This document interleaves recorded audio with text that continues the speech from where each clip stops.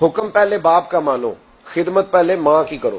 شریعت کے ضابطے بتا رہا ہوں. اماں خدمت زیادہ کرتی ہے بچوں کی. اب میں اکثر مثال دیتا ہوں، میں کہتا ہوں جب گلے میں اماں پاؤڈر ڈال دیتی ہے نا، بچے کو نہلا دہلا کے خوشبو لگا کے بڑا پیارا، اس وقت وہ بیٹا بھی ہوتا ہے، پوتا بھی ہوتا ہے، بھتیجا بھی ہوتا ہے، بھانجا بھی ہوتا ہے. اور جب پیشاب کر دے پھر کس کا ہے؟ ماں کا.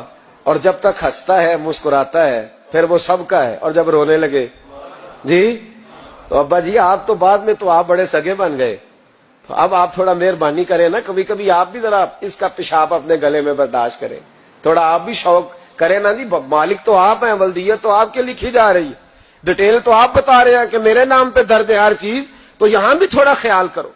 حکم پہلے باپ کا ماننا ہے، خدمت پہلے ماں کی کرنی ہے.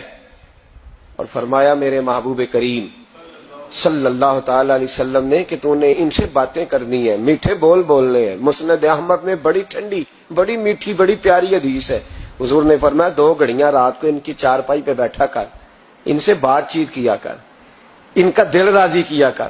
فرمایا اگر تو انہیں خوش کرنے میں کامیاب ہو گیا، رب تجھے 2 حج اور 2 عمرے کا ثواب عطا فرمائے گا. اگر تو انہیں اور ماں باپ اگر پردہ کر جائیں پھر تیری دعاؤں کا رخ ماں باپ کی طرف. امام راضی نے تفسیر کبیر میں حدیث لکھی ہے، ایک شخص پر آخری وقت طاری تھا، نزع کا عالم تھا، لوگ کلمہ پڑھاتے تھے، زبان پہ جاری نہیں ہوتا تھا. ان حدیثوں کو روز یاد کیا کرو، روز ماں باپ سامنے آئے تو ان حدیثوں کو ذہن میں لایا کرو.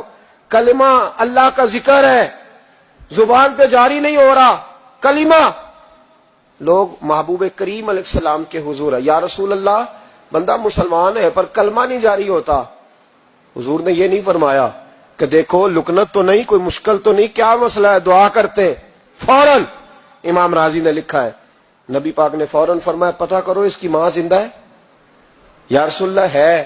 فرمایا بلاؤ. اماں آئی بڑی پریشان، 2 گلیاں چھوڑ کے رہتی ہے. فرمایا تیرا بیٹا ہے؟ تو ماں نے مصطفیٰ کا چہرہ دیکھا تو رو پڑی، کہنے لگی حضور میرا ہی ہے. فرمایا تو ناراض ہے؟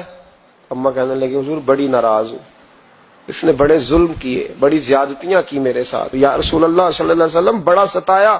تو بابو فرمانے لگے چل معاف کر دے، تو معاف کرے گی تو روح نکلے گی، تو معاف کرے گی تو کلمہ طیبہ جاری. کہنے لگی حضور میں کبھی معاف نہیں کرتی.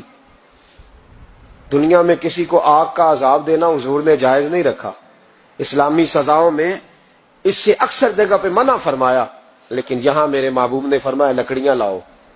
بوڑھی کے سامنے لکڑیاں لاؤ. کیا کرنا ہے؟ فرمایا جس کی ماں ہی ناراض ہے میں اسے زندہ جلا دوں گا. لاؤ لکڑیاں.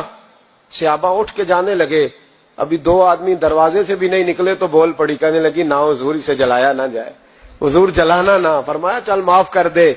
3 دفعہ بولی، کہنے لگی میں نے معاف کیا، میں نے معاف کیا، میں نے معاف کیا. محبوب فرمانے لگے اب پڑھاؤ کلمہ، پڑھاؤ. جب کلمہ پڑھایا تو زبان پہ کلمہ جاری ہو. اس کا مطلب ہے کلمہ بھی اسی کی زبان پہ جاری ہوگا جو ماں باپ کا فرما بردار ہوگا. ورنہ مت امید رکھے کہ میں بڑی لمبی تہجد پڑھتا ہوں، میں تو دروازے پہ بیٹھ کے سخاوت کرتا ہوں، میں تو بہت بڑا آدمی ہوں. اپنے ماں باپ کی طرف دیکھیں، ان کا خیال فرمائیں.